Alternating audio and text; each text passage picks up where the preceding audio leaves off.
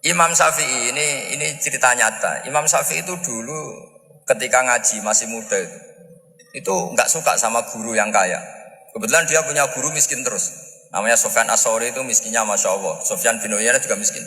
Jadi dia miskin, punya guru miskin terus. Sehingga idolanya ya sama guru-guru yang miskin. Suatu saat guru-guru ini menyarankan dia ngaji Imam Malik.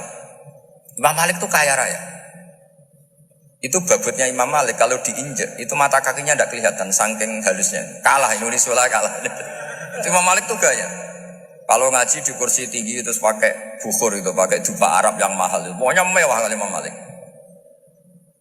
Terus dia mulai ini kiai kok kaya.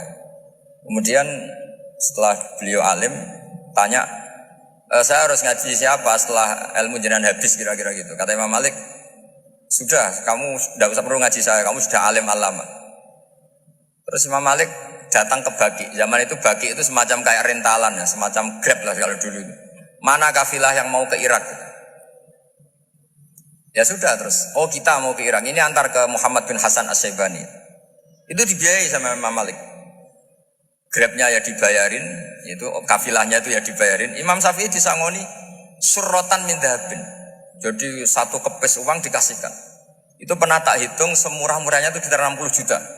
Imam Syafi'i mulai mikir, kiai yang saya kritik lomo, sing kiai miskin tak puji, gak pernah ngamal kan, tentu orang miskin kan. Setelah datang ke Muhammad bin Hasan As-Syaibani, beliau itu pakar usul fikih, muridnya Abu Hanifah. Beliau al-usuli, pakar usul fikih. Itu Muhammad bin Hasan As-Syaibani itu kalau ngitung emas, itu di ruang tamu. Uangnya miliaran, emasnya banyak. Dari kota ini dipindah ke kota ini, emas kalau ngitung di ruang tamu. Bukan di kamar, di ruang tamu. Imam Syafi'i tambah kaget. Imam Malik kayak gitu sudah saya soal, malah ini kaya raya. Setelah Imam Syafi'i kelihatan kaget, digojlek sama Muhammad bin Hasan As-Syaibani karena beliau senior. Ata'jabu min hadza, kamu aneh melihat ini? Iya. Kenapa? Ulama kok kaya raya. Terus kata Muhammad bin Hasan, ya sudah, uang ini tak kasihkan orang-orang fasik, binti gue demenan, gue nyabu, gue macam-macam. Oh jangan, nanti dipakai maksiat. Pun jenengan mawon sing sugih. Semenjak itu Imam Syafi'i rubah mindset.